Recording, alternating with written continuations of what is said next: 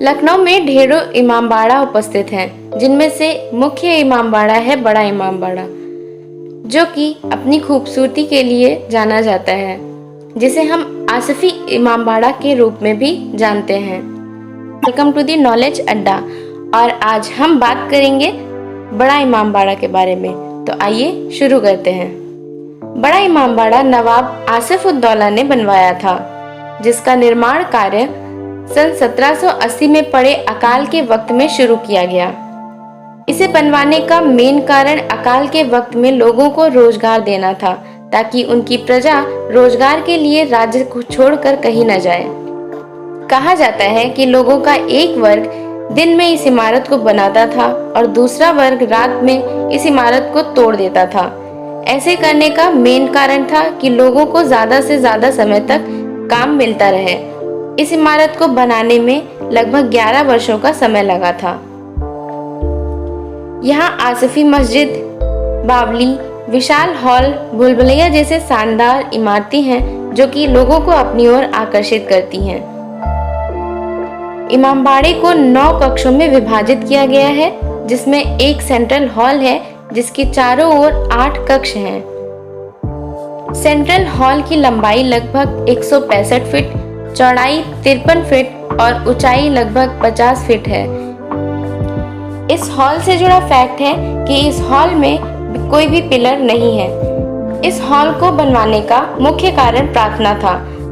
नवाब ने मशहूर वास्तुकार हाफिज किफायत उल्लाह को इसके निर्माण के लिए लगवाया था, और वो प्रार्थना के लिए एक ऐसा कक्ष बनाना चाहते थे जिसमें कोई भी पिलर उपस्थित न हो। इस चुनौती को स्वीकार करते हुए वास्तुकार ने बाकी के 8 कक्षों को इस तरह से बनाया कि इनकी छतों की ऊंचाई अलग अलग हो, ताकि वे एक दूसरे को सहारा दे सकें। इसी तरह से इतने बड़े हॉल को बिना पिलर के बनाना संभव हुआ, और इन ऊंची नीची छतों की अनूठी वास्तुशिल्प ने भूलभुलैया को जन्म दिया। कहा जाता है कि जब नवाब आसिफ उद दौला ने इस भूमि को इमामबाड़े के लिए चुना था, तब यहाँ एक बूढ़ी महिला झोपड़ी में रहती थी और अपनी झोपड़ी में ताजिया, जिसे इमाम हुसैन की प्रतिकृति माना जाता है, रखती थी।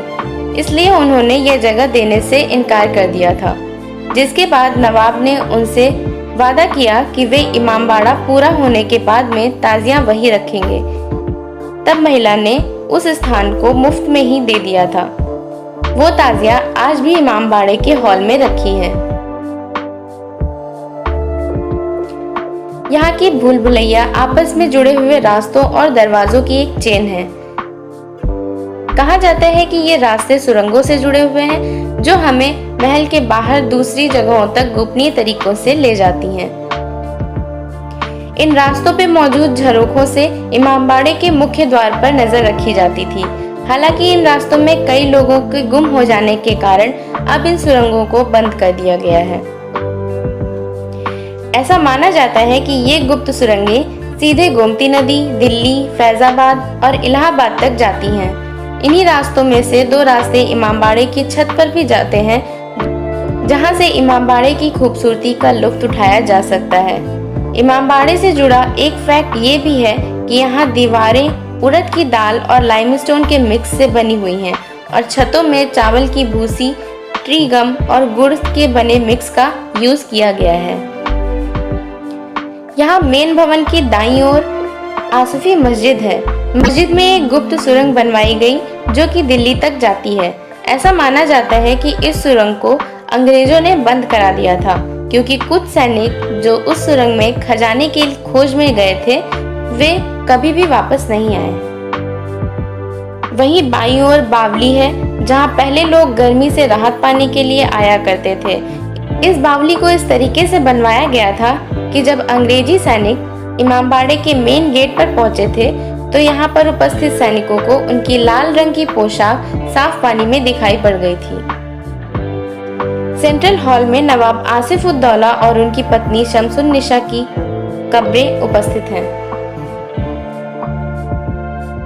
इमामबाड़े की इस नायाब, बेजोड़ और शानदार इमारत को मुगल, राजपूत और वैदिक शैली की मिश्रित वास्तुकला द्वारा मशहूर वास्तुकार हाफिज किफायत उल्लाह ने डिजाइन किया था।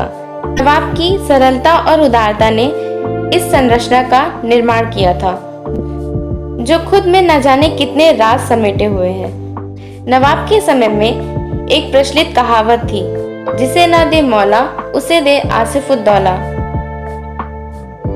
तो फ्रेंड्स, कैसी लगी ये वीडियो जरूर बताइएगा। अगर ये जानकारियाँ आपको अच्छी लगी हो तो इस वीडियो को लाइक और शेयर कर दीजिएगा। हमारे चैनल को सब्सक्राइब करना मत भूलिएगा। मिलते हैं नेक्स्ट वीडियो में, तब तक के लिए bye bye and take care.